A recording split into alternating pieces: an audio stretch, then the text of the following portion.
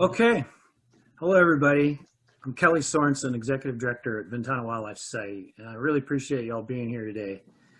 You all know what's going on, but Joe will give you a quick overview in just a minute of what's happening, and most importantly, to give an update on how the flock is doing and all the hard work that the field crew is doing to try to account for every single individual in Central California right now. But first, I just want to take a moment to thank everyone for contributing, if you haven't already. But I mean, just the outpouring of support is just incredible. It's a very difficult time for us. It's very emotional. We go back and forth between wanting to sit in a corner and cry, and then on the other hand, just sitting here and realizing just the outpouring of support lifts our spirits. And right now our spirits are a little bit beaten down, so it's greatly appreciated. We started the rebuilding the Condors Big Sur sanctuary campaign just 2 days ago, making it available, and it's just going incredibly well. We've got pledges from U.S. Fish and Wildlife Service to help us rebuild the Condor release facility, and lots of other donors across the whole country, in fact. And we set a goal of raising $500,000. And at first I thought, that's kind of a big number, but we've got a lot of damages. It makes sense. We've got a lot of work to do, get back into restoring condors to the wild. And I'm proud to say that all of you and collectively our supporters have either given or pledged half of our goal already. So once again, thank you so much. And if you can, spread the word to others. I want to turn it over to Joe Burnett, a senior biologist overseeing the Condor program. And he's going to give you an overview of how the birds are doing and all the work that's going into trying to find the birds in the wild.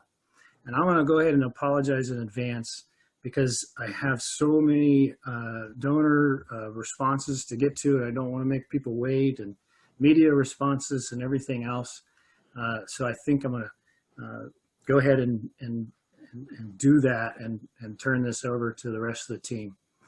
But once again, thank you and enjoy. Hi, everyone. Thank you for joining in. It's been quite the roller coaster ride the last week. I can't say enough, as Kelly touched on. So the format for today, I'm going to give a Condor fire update. Obviously, everyone wants to hear what's going on. And then followed by my fire update, we're going to hear Mike Stake, our other senior biologist. He's going to talk about vultures of the world. It's an amazing presentation, so please stay on after I'm done. So for my talk, I'm going to give an update, and then we're going to have time for questions because a lot of the questions are related to the fire and how the birds are doing. Hopefully I can answer most of those in my presentation. So yeah, here I'll go ahead and get started. Yeah, as everyone knows, the fire hit Big Sur. It was the cause of the fire still unknown, but it's suspected to be arson.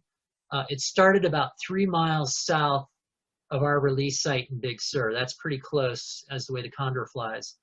The fire took off pretty quick. And everyone knows we have our Condor Cams as supported by Explore.org. This is a great partnership with Explore.org. They supply us the cams and the stream and allow us to get images from the Condor Sanctuary and from the Nest Cam that everyone got to watch this year with Eniko. And they've allowed us to get these images out to the world. And it's been one of the most incredible things we've ever done. But we always thought, wow, what if something happens? And we had that scenario lined up. So this fire started on the evening of 8/18. And one of the first things I noticed that I never thought the cam would be so useful in is I got called by Big Sur fire chief and asked, hey, I think we have a fire. We got a report of a fire down on the South Coast, kind of near you guys. And I said, hey, let me look on the cam and let me pan it to the south. And when I panned it to the south, this is the image I saw. I saw a red glow on the horizon, and that's nothing you ever want to see in Big Sur. And I immediately confirmed to the fire chief that we had a fire. And I also have friends and acquaintances that live in that part of the coast. We immediately started calling people, and one woman claims that this cam saved her life. So it was one of the really amazing, uplifting stories that came out. And I never thought this cam, obviously it's great for condors, but I never knew it would be that important to the community. So anyway, I get choked every time I say that. But anyway, day one, we got a fire burning, and it's growing fast. Unfortunately, it started at night, so the bigger fire crews couldn't get to it till the morning. So this fire had a big head of steam behind it. So we were watching this closely and already starting to pray a little bit because we knew it was coming our way. Day two, or this is kind of day one, but rolling into day two, 8/19. The smoke is clearly coming into the canyon. The condors are definitely picking up on that something's going on. And it was really interesting that day. We watched on the cam as the birds basically just started coming in, and most of them were coming to the water source that we have. It's a spring-fed water source, and they were just tanking up on water. You could tell they were preparing for something. And it was almost, they were all gathering, and it was really interesting for me as a biologist because the real dominant birds weren't being so dominant. And it was more of this communal kind of, oh wow, there's something big coming. And you could see it in the birds' body language, everything. So this was day two, and now the fire is probably less than a mile away.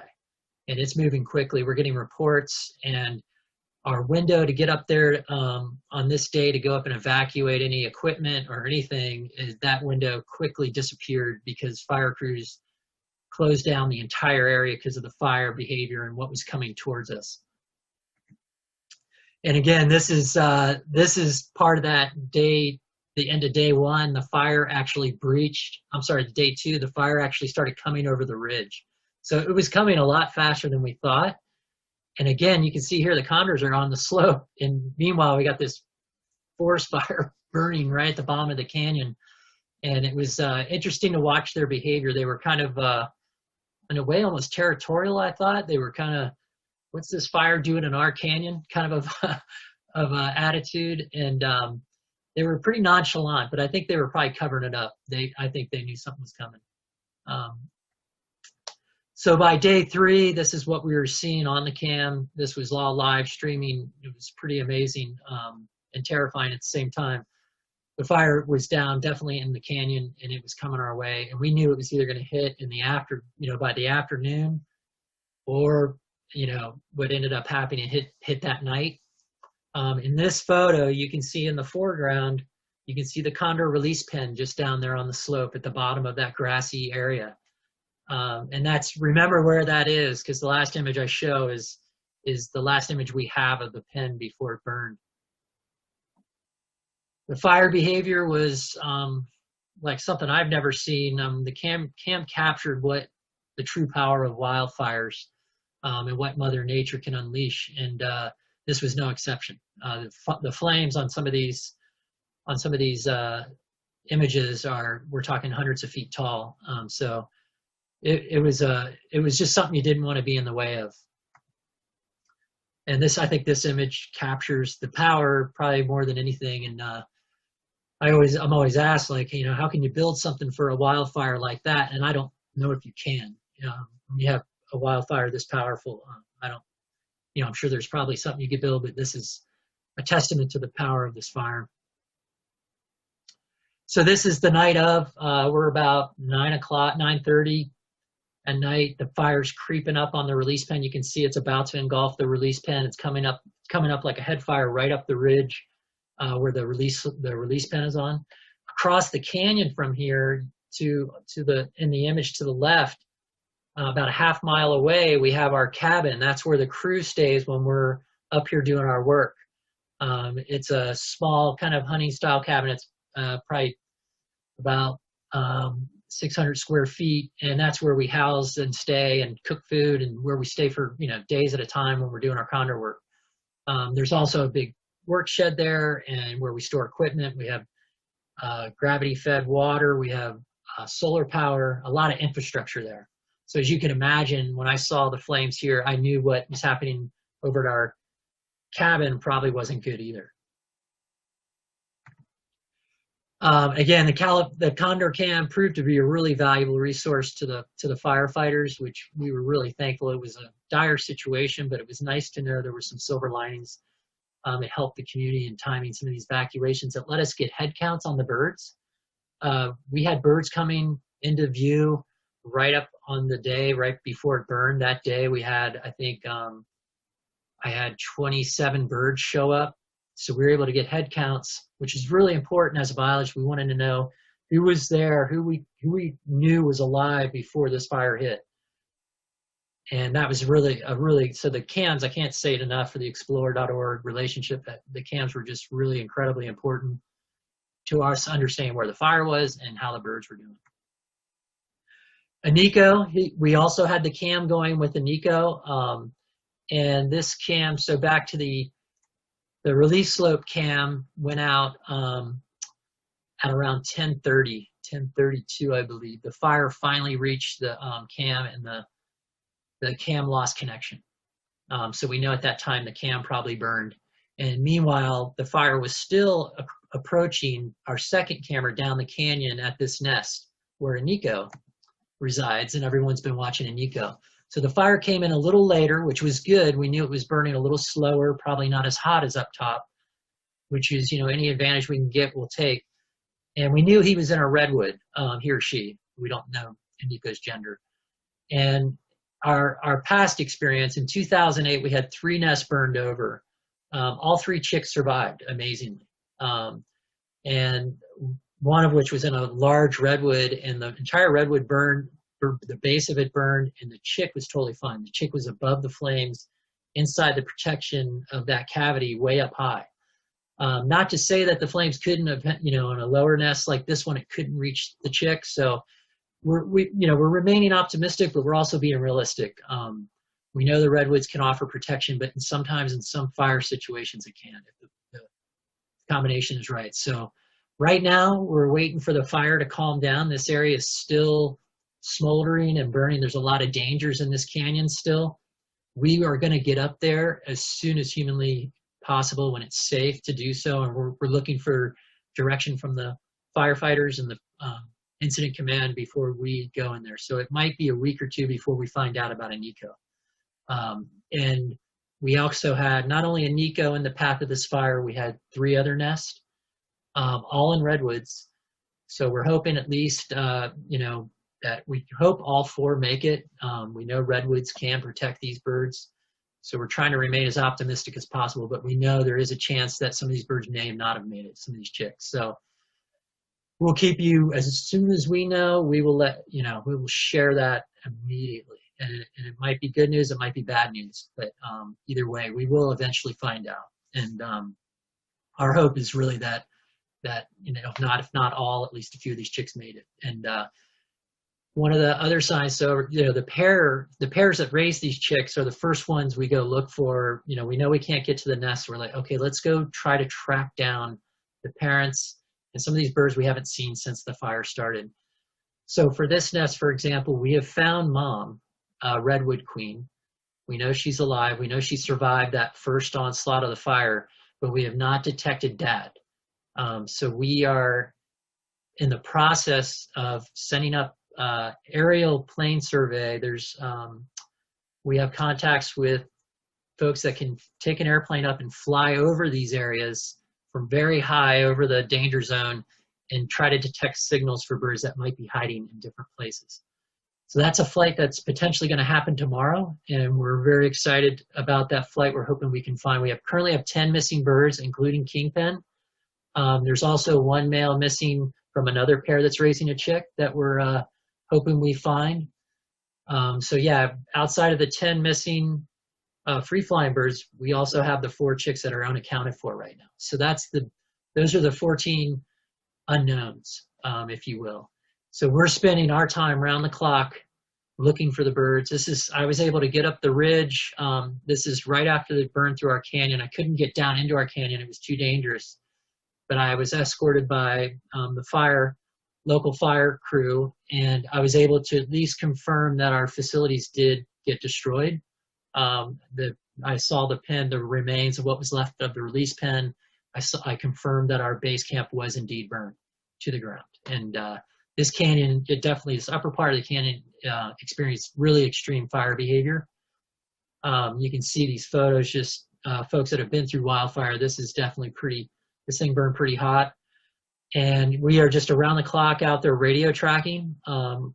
On the presentation today with me, I have Darren Gross, one of our Condor crew biologists, and he's going to be, after I'm done here, helping us field questions. But Darren, Stephanie, and Evan have been out tracking, and Amy have been out the last week. That's all we've been doing and we had initially we had 17 missing birds, and we've gotten that down to 10. So we hope with tomorrow's flight we can whittle that down even further, and hopefully the losses are minimal. In 2008, we did lose 2 of the free-flying birds. We think they probably roosted in a dangerous spot and got burned over. We never actually found them, but they never reappeared, and they disappeared right when the fire burned through our canyon, so we assume they perished in the fire. So we know condors can, and it's happened in Southern California. We know condors can get caught by these wildfires. We just hope that number isn't 10. We hope it's much lower, ideally 0. But that's the current status. This is the pen that was lost. This was a photo. This is the photo we took right after we rebuilt it after the 2008 fire. So we built it in a very fireproof manner. All the walls were made out of fiber cement board. The roof is metal, and somehow it still burned in this last fire. So yeah, those fires are pretty darn intense. They even melt metal, so we know how hot they can get. And again, the Condor Sanctuary is a wild place. We are trying to keep it wild. I mean, that's what we intended to do when we started releasing condors there. That's why we love this location. So to us, we want to keep that wild nature there, but it is a trade-off. When you keep it this wild, when wildfires come through, you're a little more vulnerable. But we want to keep that pristine nature going in our sanctuary. I think that is one of the biggest magical things about this spot and why it's been so successful at bringing back the condor. And while, these losses would be a setback, we are going to keep moving forward. We've had other setbacks in the past. This is by no means going to slow us down. It's going to set us back a little bit. But working with our partners, Fish and Wildlife Service, Pinnacles National Park, Los Angeles Zoo, Oregon Zoo, San Diego Zoo, we're strong. And these folks have our backs, and they've already said it. So you guys have our backs. And I can't thank you enough for the show of support. I mean, for the crew, it's been pretty emotional. So I always get choked up, but I can't tell you how much we appreciate it. And this video is going to make you even more emotional. It's a video taken yesterday, and I think it captures everything.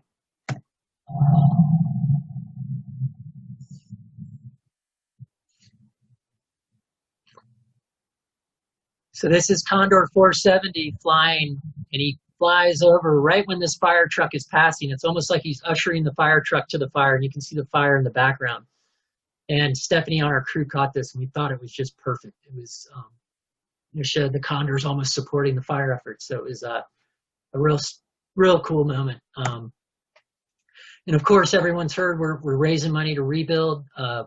We can't say enough how much the outpouring of support has been incredible. And go to our webpage, ventanaws.org. We have a whole rebuild campaign going on. We also started our annual online auction started today.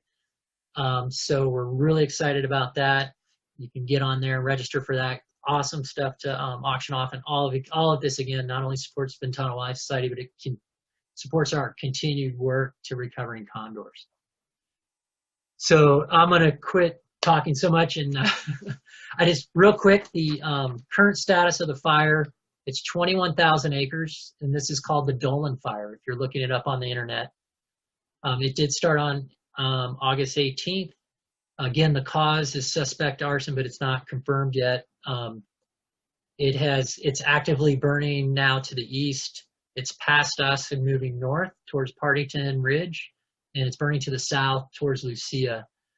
And again, that's the latest on it, and there's plenty of resources on the web where you guys can keep up with it.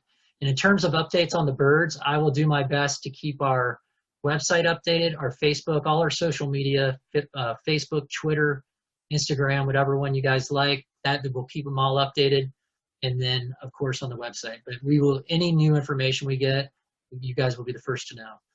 And again, we can't thank Explore.org enough for having these cams in place and letting us get a look into the world of Eniko. And let's just hope the best for Eniko. I mean, I think these birds are survivors, the strongest animal I've ever worked with, incredibly resilient, and a species to be really admired. So right now I'm going to get to some questions just in terms of time here. Darren, you want to jump in with me on these awesome questions we got from, these are questions that were sent in, and then we'll probably hit some comments after this, but right now I'm going to go through. Darren, can you hear me? Yep, loud and clear. Darren's here. All right, Darren, let's start with, we have Janet Clover from Petaluma, California, is asking how many baby condors have survived. Right now we know we have 8 total nests in Central California, 4 of which we know were burned over by the fire. The other 4 are doing great. So as of right now, we know 4 of 8 nests are okay. All the chicks, by the way, in these nests are about 4 to 5 months old, and they typically fledge at around 6 months. So they're pretty large. As you guys saw with the Eniko, they're almost full grown, which is good. That makes them hardier. That's gonna, especially for the bird chicks that were burned over, that gives them a little more strength to survive a real extreme event like that. So that's another encouraging thing we had on our side. You want to hit the next one, Darren? Sure. Yeah. So Melinda Silvestrin recently started watching the condors on the cam, and she was asking, what does the chick eat? And also just had a comment on the parents' feathers, how they look so thick. And so the chick is eating basically the same things that the parents are. So the parents, when they eat meat, wherever they're finding it, whether that's at our site, if they're finding it on their own elsewhere, they bring it back to the chick. And the chick is getting the same food that the parents are. And then, yeah, the condors have a lot of feathers. It's always kind of surprising to see once we have them in hand just how thick those layers of feathers can be. There's a lot of down. They're really well insulated. So yeah, they're really prepared for everything California weather can throw at them. Cool. Next question is from Hugo De Cruz in San Francisco. How is Eniko doing? Again, as soon as we know and can get in there and tell you guys, we will. And we really hope he's okay, but still a ways to go, I think, before we can get in there. Good question. Yeah. Jan Mothershed asked how many wild nests in California are being affected by wildfires, and then also if there will be more supplemental feeding to help birds in fire areas.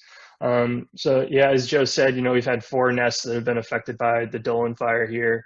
As far as I know, I think currently those are the only nests in California being affected by wildfires. But in terms of the supplemental feeding, if we're doing more, yeah, I mean, our partners over at Pinnacles National Park have been putting food out. We've been putting food out at our southern release site in San Simeon to try to draw condors there. And there's definitely been a lot of bird activity over at Pinnacles, definitely. Yeah, we think the fire will provide more food sources. Fires do burn over and other animals are caught in the crossfire. And yeah, that, they're dead. So there'll be a potential scavenging, on the scavenging menu for a condor for sure. Let's see. Yeah, Jen Nagel from San Jose, are they okay? And again, yeah, we're going to let you know as soon as we do. Most of the birds are, which is really encouraging. 90% of the flock is fine. So that's definitely a good thing. And yeah, Diane Glim, right after this from Pacific Grove, did baby Eniko survive? Again, when we know, you will know. As of right now, we don't know. We're just trying to track everybody down. So good question. You want to get the next one, Darren? Yeah. Yep. Yeah. So from Candace Basham from Sunnyvale, she was asking how, well, do condors eat partially cooked carrion after a forest fire? And then also, how does a fire affect the condor's ability to fly, or if there are changes in the thermals? So real quick, just to answer those first 2 questions. Yeah, as Joe said, the condors can use carrion created by fire as a food source. Other raptors and scavenging birds do that. They'll hang out around wildfire and sort of use it as a way to get food. And then in terms of if a fire can affect a condor's ability to fly, we know they definitely try to avoid most of the smoke and things like that are getting into the air where they'll be flying. I'm not, I don't know, Joe, if you have anything to add on this. I'm not sure if really it changes it else like that much otherwise, but yeah, just the smoke prevents them from going into certain areas. You know, yeah. definitely the smoke, they kind of steer their way around the smoke depending on which way the wind's blowing it. But yeah, it definitely impacts them on where they can go and can't go. Yeah. And then just to continue on with Candace's questions, she asked about Phoenix, who survived the fire in 2008, if he was being fed by the parents, and then how savvy are these condors about fires, and was any action taken after finding Phoenix alive? So Phoenix did he was fed again by the parents after it was safe enough for the parents to go in there and start caring for the chick again. The condor is really, if it's, especially during the day, they can be pretty savvy about it. They'll fly away from the fires, kind of as we saw on day 2 of the fire burning, when all those birds at base camp just took off kind of together. What we get concerned about is if a fire creeps up on them at night when they're roosting. That's definitely makes us a little more nervous. They're less prepared to escape that, just with it being dark. It's harder for them to navigate and such. I think once, again, Joe, you can add on here if there's anything else, but I think once they found Phoenix alive and the parents were caring for him, they just let him go. Just let the parents continue the care on after that.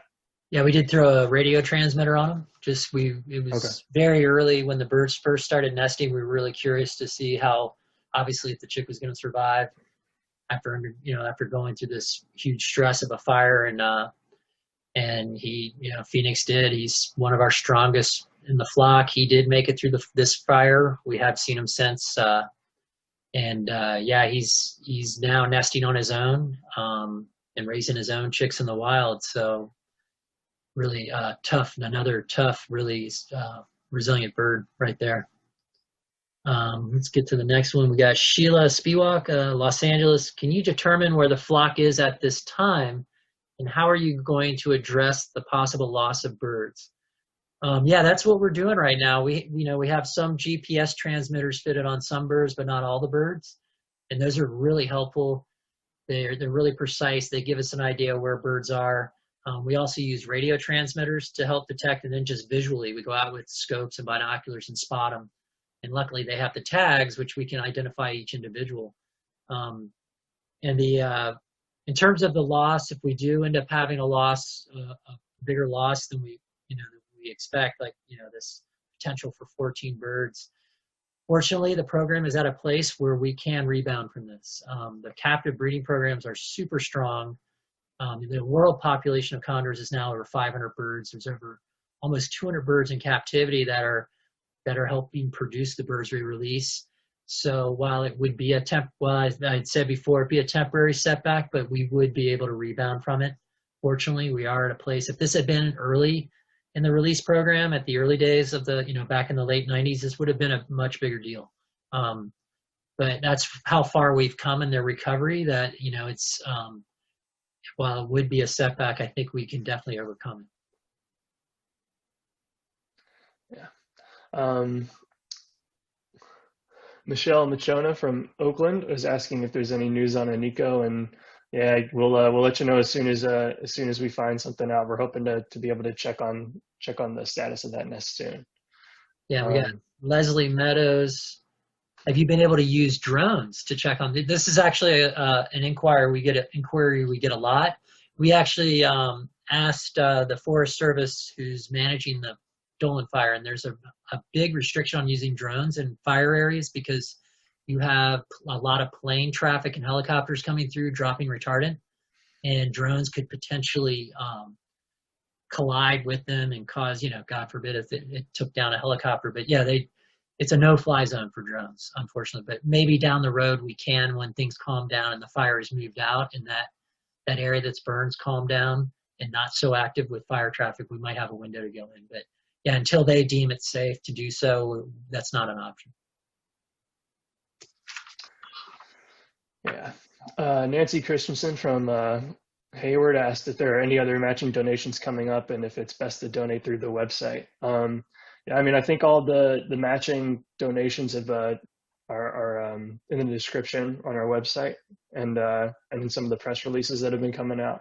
And yeah, I mean, the website link there that Joe has featured in the background there is that's gonna be the best way to donate. And then also, she continues to ask if we're putting carrying out for food or carrying out for the Condors at Pinnacles or elsewhere to try and get a count, and if the Big Sur Condors have headed over to Pinnacles.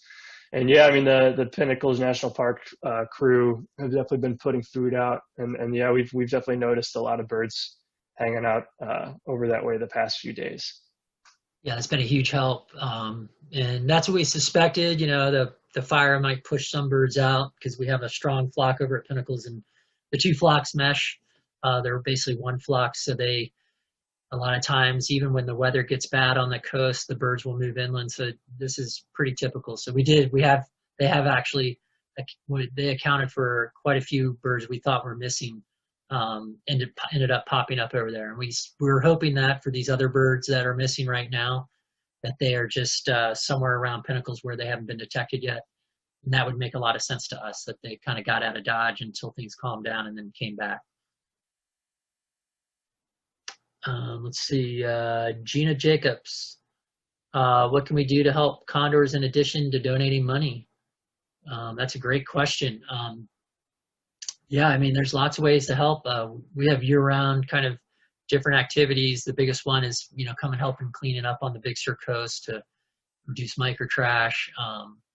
That's a great volunteer project. We like to get folks, but that's one of the ways. And obviously there'll be a lot of post-fire cleanup effort and stuff like that. But yeah, just tune into our website. We always post volunteer opportunities on there.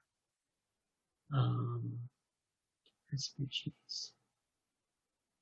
Let's see, you got one there, Darren?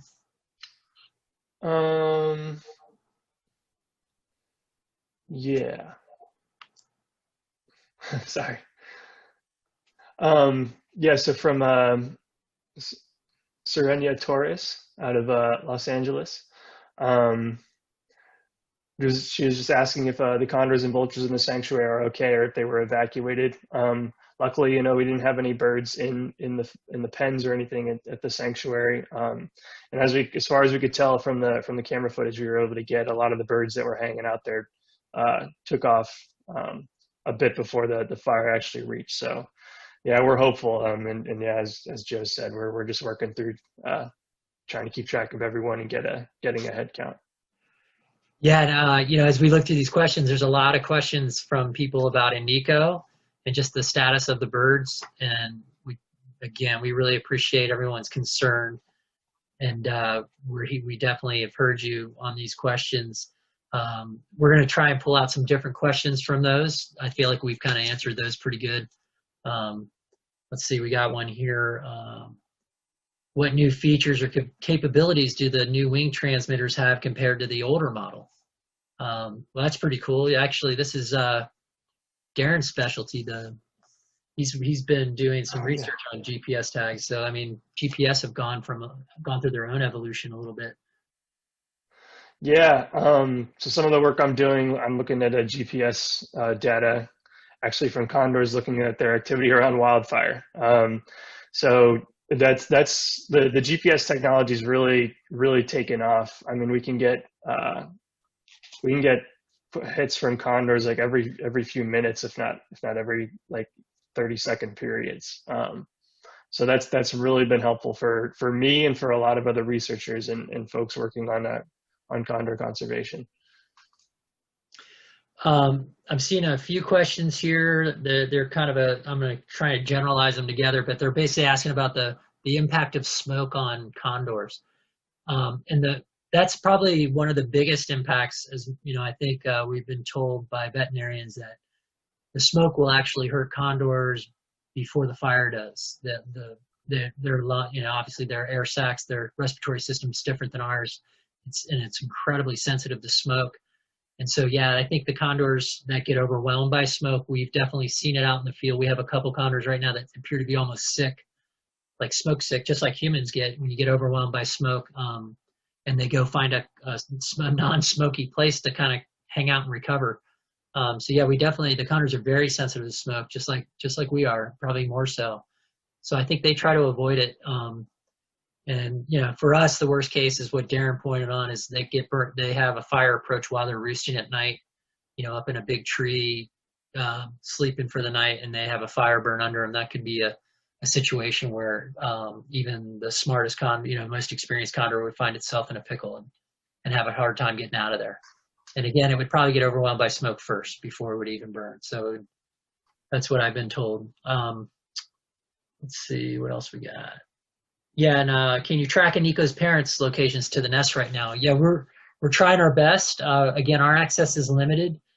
We would love to follow 190 and really see if she's coming back to the nest, but we can't even get that much access to where we can pinpoint that. But that would be great. Down the road, we should be able to figure that out and see which birds and which pairs are going back to their chicks after the fire. That's what we did in 2008. We were able to look at GPS and see which birds started going back to nest. And that helped us figure out that some of these chicks probably made it. So that was a great tool. What else we got? Here, I got one real quick, Joe. From Scott Scheidt from Modesto. One of the questions he asked was, are these condors capable of finding enough food without human assistance? And actually, that just this past week, we've noticed in the past few days, there's an area along the coast, a few miles north of where the fire is burning. There's a sea lion colony, and we frequently find condors looking around for food there. And there have been 2 sea lion carcasses washed up there that quite a few birds have gone down to feed on. So they're definitely still finding food beyond just what we've been able to provide for them, especially now. Yeah, that's and we saw that in 2008. The birds definitely thrive on their own. They nest on their own. That's probably one of the most common questions we get. Can they feed on their own? Can they breed on their own? And the answer is overwhelmingly yes. And again, with the lead poisoning issue is one of the big reasons we still provide a supplemental food source. It's a small amount compared to what they find out in the wild, but it's a tool we can use to help monitor the lead situation that the birds are being exposed to. And that is, and in the bigger picture of things, even if we end up losing this many birds to the fire, lead still every year on average kills, not that many, but it does, over the period of 10 years, takes out a lot more birds than fire ever does. So that's how serious the lead poisoning issue is for condors. It is definitely preventing the flock from really flourishing. So, it's a great example of of an issue that, it's fire is more dramatic, but lead poisoning to us as biologists is way more dramatic in terms of the survival of the species. So that's a great question.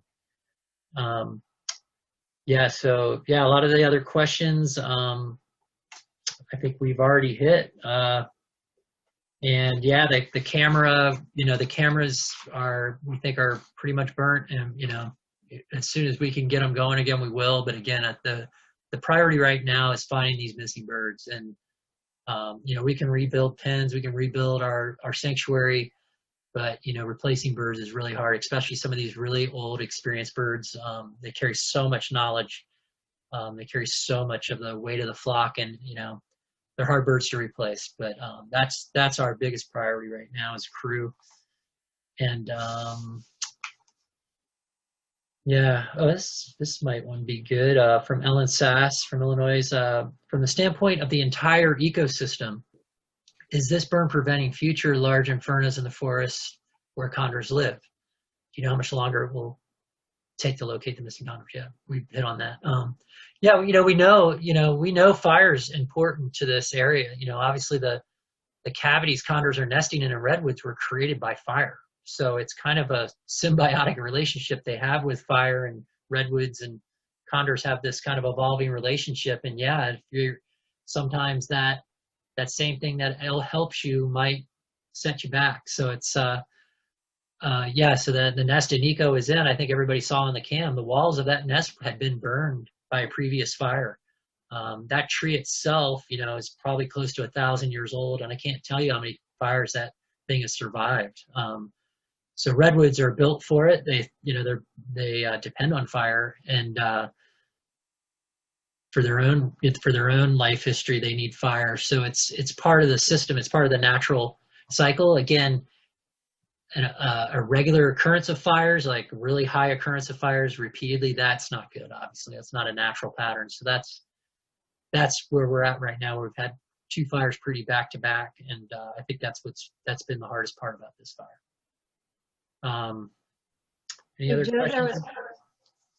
One more kind of question, I think, that was missed, that was asking if any of the chicks did not make it, will the condor pair try nesting or try laying again next year, or do they still wait the 2 years? Oh no, they'll nest again, right? They'll do it as soon as possible. So that's a great question. Yeah, condors, if they lost their chick, unfortunately, they will live to fight another day, and they'll start nesting as soon as possible. It's instinctual.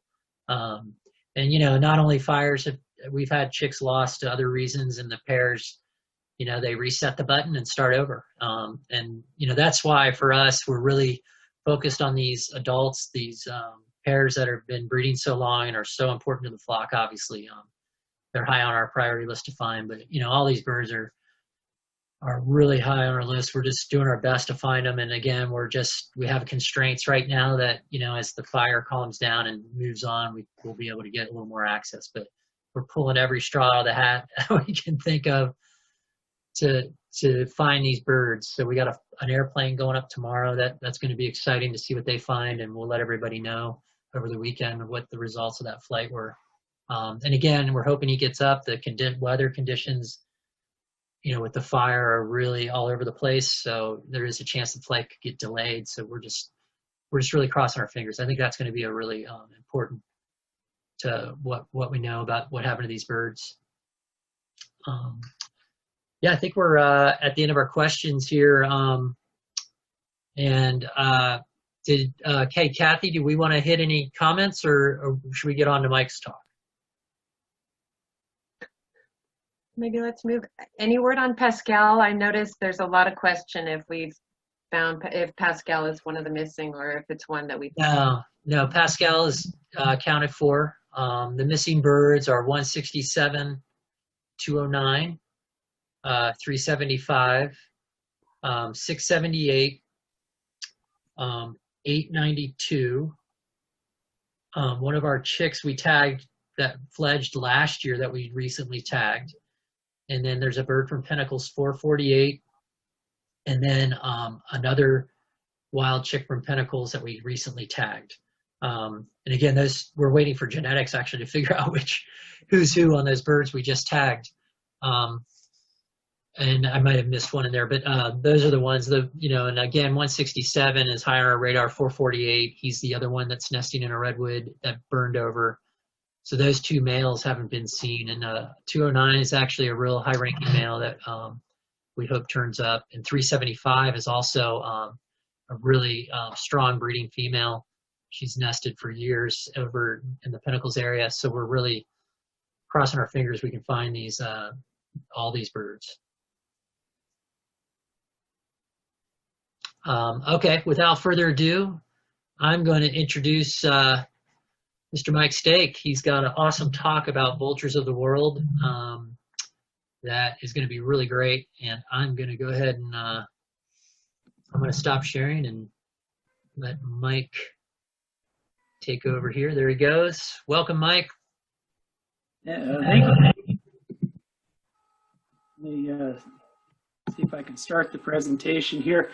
And I realize that that the fire is first and foremost on everyone's mind, and for the sake of time, I'll just make this real short, maybe just take a few minutes and cherry pick some of my favorite parts of the presentation, and then maybe leave a little time for you to ask more questions. We can field more questions, but we'll just sort of use this as a break to examine some of the other species of vultures around the world. And this is a nice picture that shows that not all vultures are in trouble necessarily. We have these turkey vultures, and I offer this picture of a king vulture. A lot of people tell me that vultures are beautiful birds as long as they're flying, implying that up close maybe they don't have the virtue that we ascribe to beauty, but vultures will surprise you if you look at all the different species around the world. And I throw this king vulture up as a little bit of bait for you to join us on September 5th. We will be featuring a virtual visit to the Los Angeles Zoo. That'll be pretty exciting. You can get a close and personal encounter virtually with a king vulture, and so you can see one of these for yourself at the Los Angeles Zoo. That will be on September 5th. Vultures come in many different sizes and shapes. We think of them as being big birds, usually some dark shade of brown or black, but they can really surprise you. The Andean condor in the upper left, the largest by wingspan, up to 10 feet. And then we have the Indian vulture next to it in the center, upper center. Smaller vulture is the Egyptian vulture. It is one of the few that's basically white or very pale colored. Working clockwise, we have the lammergeier. This is a bird that doesn't necessarily feed on flesh as much as bone. And so their diet is very unique.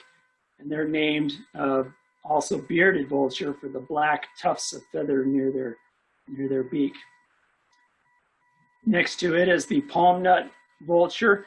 This is an African species, and it breaks the norm in being not an obligate scavenger. It is very much like the fish eagles. It eats fish, but more than 60% of its diet consists of palm fruits. And then completing the circle, we have Ruppel's vulture, which has the distinction of being the highest flying bird. At least that's the highest observation we've had at 37,000 feet. By contrast, our condors, GPS tags them often over 1,000 meters, over 3,000 feet when they fly over the Salinas Valley, but they don't get nearly as high as this 37,000 foot champion. So vultures are very unique, have a lot of variation to them, surprisingly. And there are 23 different species. I show you all of them here in a cartoon. The smaller species up in the front row include the turkey vulture, and then the larger species in the bottom row, the California condor, is right up there. Now, of these 23 species, 12 of them are endangered. And that's not a very good proportion if you're a bird family. As bird families go, vultures are in as much trouble as just about anyone. Of those 23 species sprinkled in this picture here, there are 8 birds with the genus name Gyps, G-Y-P-S. And they're all very similar. We don't know much about them here in North America because they occur in Asia and Africa. But those Gyps species, I'll point out a couple on the bottom row. You can look at the Eurasian Griffin and the Himalayan vulture. Those are 2 Gyps. And they have kind of a similar shape. They both have the white neck ruff of feathers. And based on how those 2 look, you can look at the other birds and pretty much guess which of the others are Gyps. Cape vulture, perhaps, Indian vulture, white-backed vulture, white rumped vulture. They have a very distinct vulture classic appearance. Why do I mention the gyps? Well, because 6 out of 8 of those species are endangered. And not only that, they're critically endangered.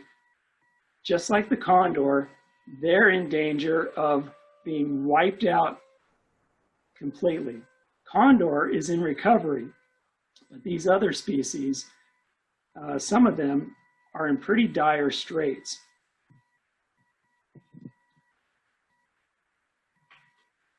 So you might think that the vulture crisis that I'm complaining about is that there are too many of them. That's not the case. The vulture crisis is that this is a historic picture taken in Delhi, India. And the crisis is that we do not see vultures in this number anymore. This happens to be the white rumped vulture. Back in the 80s, the estimate for this species was 40 million birds, a nice robust population. Just 15 years later, their population crashed.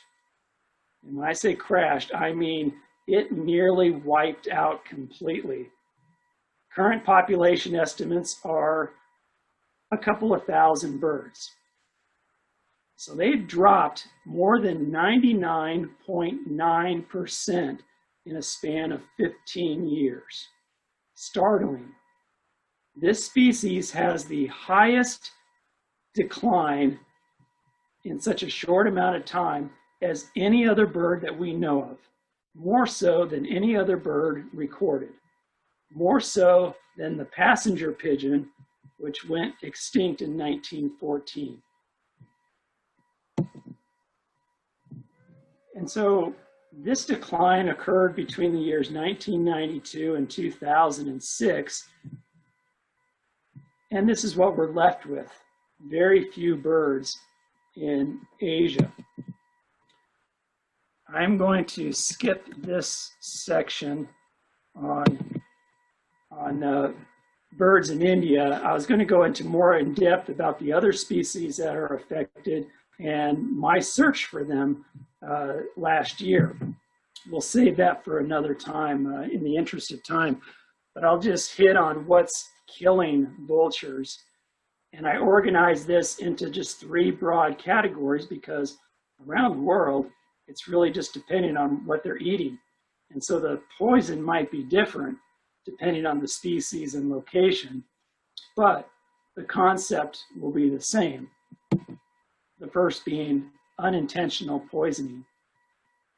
It's a shame that I have to use the word unintentional. That sort of implies that some of the poisoning is intentional, and yes, that's true. That'll be on another slide. But this is what we're dealing with in Central California with lead poisoning.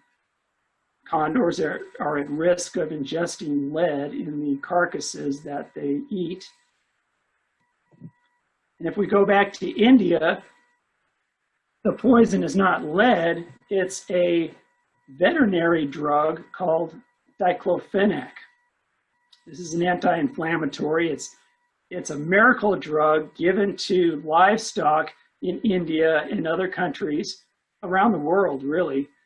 And this drug relieves pain. It helps the animals work longer. The unintended consequence was that the drug is lethal to vultures. It affects their kidneys and they will die of visceral gout. And so the pathway here is diclofenac is given to cattle.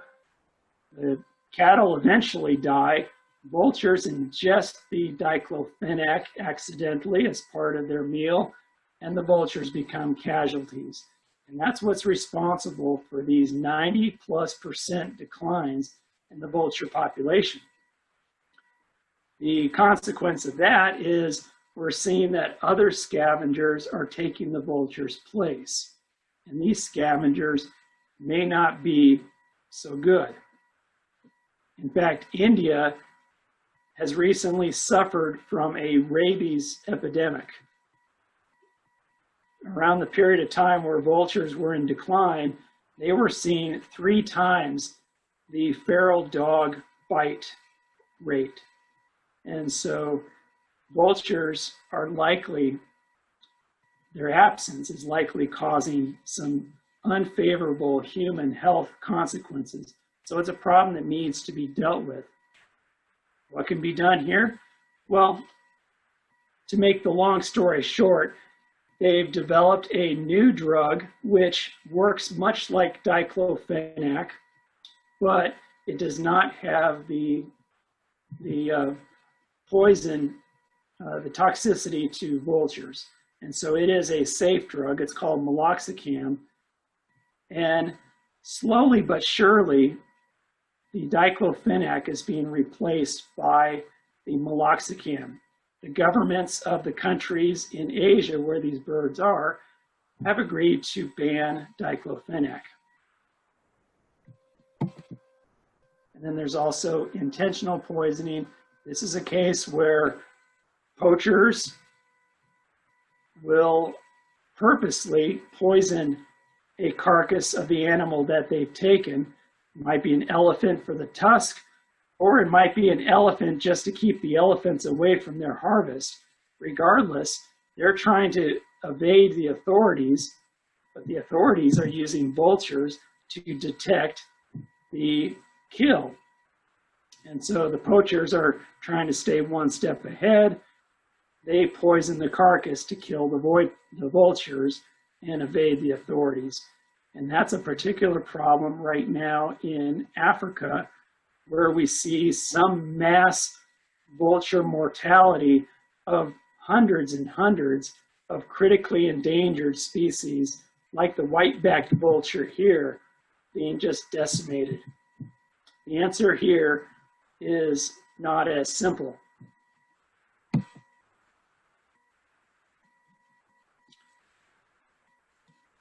And then I'll just show that also a threat is collisions and electrocutions. This is a particular problem in Spain. They are doing some work in periodic shutdowns of wind turbines to stop the rate of mortality, but it is affecting huge numbers of Eurasian griffins, another gyps species. And I might add that even though diclofenac has been banned in much of Asia for veterinary use, the companies have found some loopholes in Europe, and it was approved for use in Spain and Italy. And guess where more than 80% of Europe's vultures reside? Spain. So there are some issues to deal with in terms of collisions and regulation of drugs. I'm going to skip this section and close with the main message I think that we're hearing today, and that is that California condors that we've heard about from Joe are very strong, they're magnificent, and they're resilient. So that gives us hope when we talk about this fire. The other species of vultures are also strong, and even though 12 of them are endangered, populations are declining, even though they're having trouble dealing with the human element, they too are very resilient birds. And as far as human perceptions go, I think the tide is turning. We have International Vulture Awareness Day. It's celebrated every first Saturday in September. You can join us September 5th as we celebrate International Vulture Awareness Day. And you can consider this abbreviated presentation as a prelude to that. But it's really about changing the perceptions that people have about vultures, where people, they tend to tolerate them, but many do not particularly like them. And that needs to change. That image makeover needs to happen with International Vulture Awareness Day. And over 100 different organizations have pulled together to celebrate this day worldwide. And so we invite you to join us. Are we seeing a difference? Yes, we are. We've seen a stop in some of the startling declines for some of the worldwide vulture species.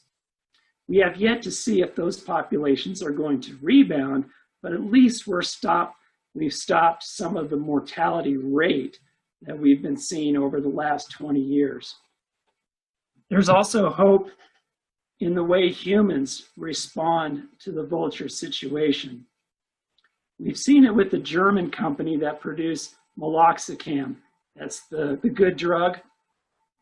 This German company probably didn't develop the drug because it was safe for vultures. They probably developed the drug because they wanted to make money. But yet, when they heard about the vulture plight and its link to diclofenac, this German company, Boehringer Ingelheim, they released the patent to their meloxicam. I don't know too much about patent law or why a company would release a patent, but it strikes me as a decision that's not entirely based on business and dollar signs. And the CEO of Boehringer Ingelheim acknowledged that his company was going to take losses for releasing this patent.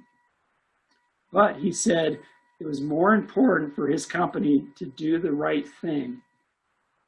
And the result of that is that now companies in Asia, India, all of these countries that are dealing with the vulture crisis, now these companies can produce meloxicam.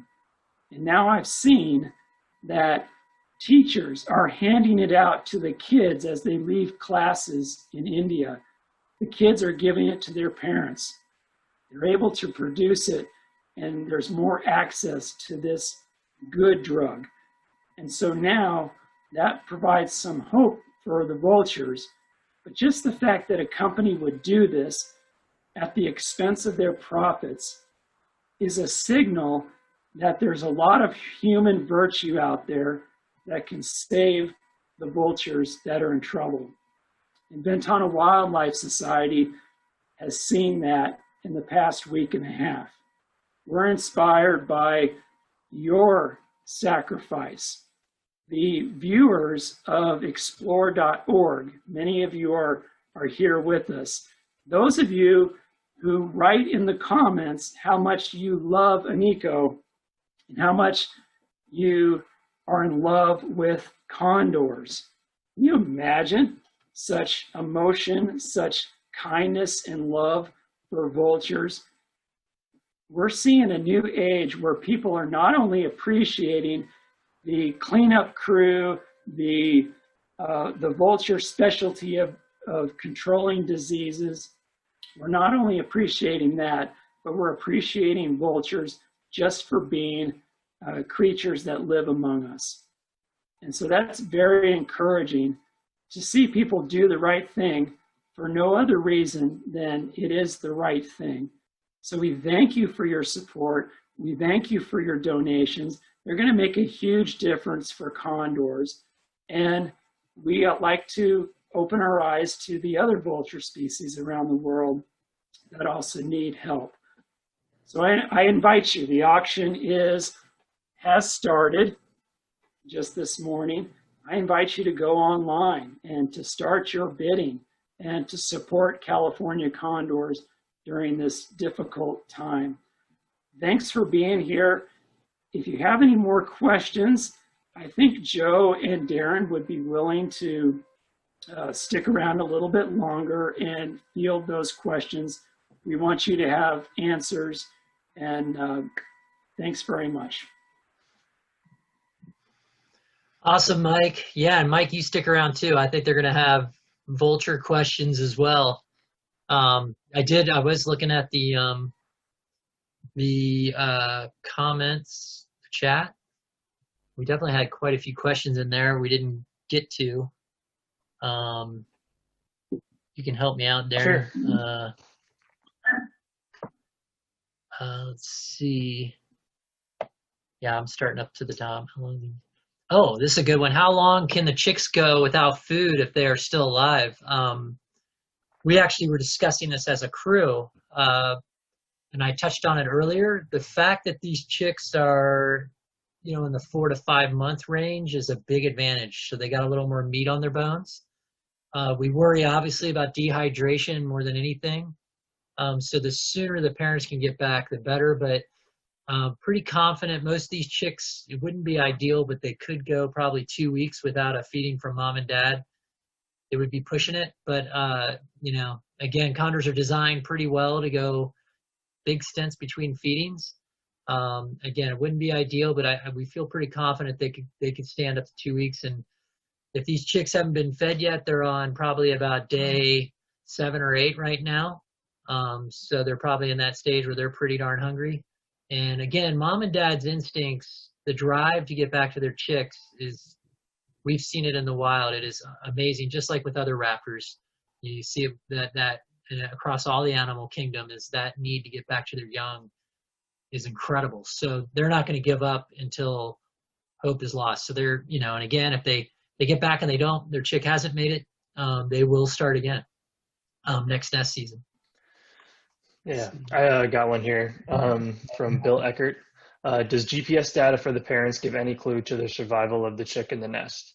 And yeah, it does. It's something we frequently look at really all the time to see, how frequently parents are visiting the nest, and how they're doing with caring for the chick. It can definitely be a good indicator if parents are visiting pretty regularly that things are going well with the chick. Right now, I think the fire's just been so active, it's been hard for the parents to get back. We haven't anything significant yet, but we're going to keep monitoring that pretty closely just to as a way to get an idea of how the chicks and parents are doing. And as I mentioned before, some of the sea lions carcasses that we've seen birds feed on this past week, a lot of the birds feeding down there have been parents. So they're probably trying to stock up for themselves and also for when they can visit their chick again. Just a real quick note, we are recording this Zoom, so anybody that came in late and wants to watch it later, we will post it to our YouTube page, and we will put a link on our website and whatnot, just to put that out there. Yeah, I saw one earlier. Oh, lifespan of condors. We estimate it's 50 to 60 years in the wild. That's, we honestly don't know how. We know they can live in captivity in their 70s and 80s, or at least Andean condors. But we obviously in the wild, they're going to have a little more of that natural stress. So we're guessing 50 to 60 years. And then, Kingpin is our oldest condor. I was on the crew when we released him and 4 others from that release group. 167 is still with us, 171. So we have 2 birds from that very first back in 1997. So that puts those birds, they're coming up on 23 years old. Actually, this spring they turned 23. So pretty amazing that we have birds living this long in the wild. So our hearts and hopes are with 167 Kingpin, that he's still alive and with us. So yeah, let's hope that plane flight reveals some good stuff. You got one, Darren? Yeah, I got one here from Elizabeth Raftery. What if one parent of a chick died? Will the surviving parent continue to take care of the chick, and can a condor parent do it alone? And yeah, they can. One parent can take care of the chick, especially just in the case, for example, if that happened with one of the nests we have now. Most of these chicks are old enough where one parent can do the job. And they can be fine. It's definitely more work for the parent, but the chicks come out totally fine. Yeah, someone asked, what is the weather forecast? I wish it was better. We are still in our summer mode out here in California. We typically don't get rain until at the earliest, maybe early October. So we're looking at a long September. We might get lucky and get something at the end of September, but our best bet right now is the coastal fog. We really want that fog to come sock in and put this fire out. I mean, that's probably one of the best things that can happen along the coast for the condors. Again, that won't help so much inland where the fire's spilling over the coast range and going inland. But again, a lot of that area is pretty wild. There's, unfortunately, there's not a lot of residents at risk in the backcountry.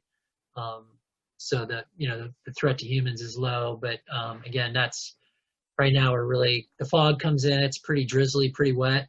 It definitely has an impact. It slowed the fire down the last few days in the mornings. It really dampened it. So the firefighters were taking advantage of that, and they were trying to get ahead of the fire. And that is one of the updates we do have. When that fire left our canyon and went to the next canyon, it slowed down because of that fog layer and where those other 2 nest sites were. So we're hoping the fire activity when it burnt through those 2 nests was a lot.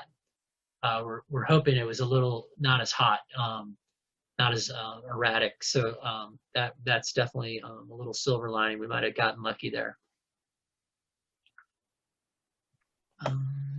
Yeah, I got one here. Do you feel the larger intake of water before the fire reaching the site was that a reaction of the condors to the initial smoke in the region, or a preparedness for what was coming, or are there other reasons for that behavior? We definitely think it was related to the fire. It's not. We don't frequently see that many birds around taking in as much water as they were. But yeah, I mean, I think it could be a little both, that they were reacting to smoke that was already in the area. And also, I think there's probably, because condors evolved with fire in the area, there's probably something instinctual, when there's a fire burning or smoke, or when they see that to go load up on water as much as they can. So yeah, I think it's probably a little bit of both. Eve asked a question, will the condors try to return to their home, or will they relocate permanently? No, they will come back. We saw that in 2008. This is their home. Not a wildfire is not going to change that.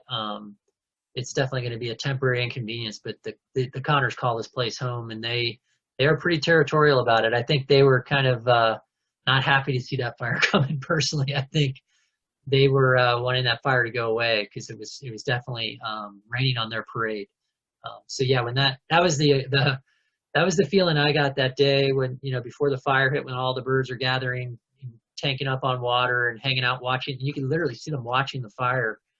I think they were kind of like, what are you doing here? Kind of, this is our canyon. So yeah, they'll come back for sure. And they'll reclaim their nest sites, and there'll be new nest sites created. I mean, with every fire, we get new nest cavities, so these fires literally create nest habitat for the birds. So again, it's a balance, right?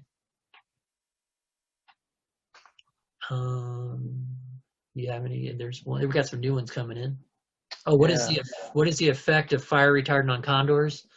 We've never documented that, but obviously it's water-based, so we think it would be fine. They might be a little inconvenienced, but we work with Forest Service and the fire crews to make sure that when they're doing their retardant drops, they're not doing it on sensitive areas. They're avoiding the nest sites. They have all of our coordinates to all of our nest sites where the condor areas are, these real sensitive areas. So, they're also trying to fight a fire, so that it's a balance, and they work with us. And yeah, when they're flying these equipment around, the condors are flying right near them. So the pilots have to be aware of, because the condors, a pretty large animal, you wouldn't want to hit that if you were a pilot, because it would actually be as dangerous to the pilot as it would be to the condor. So yeah, it's a mutual thing not to hit a condor.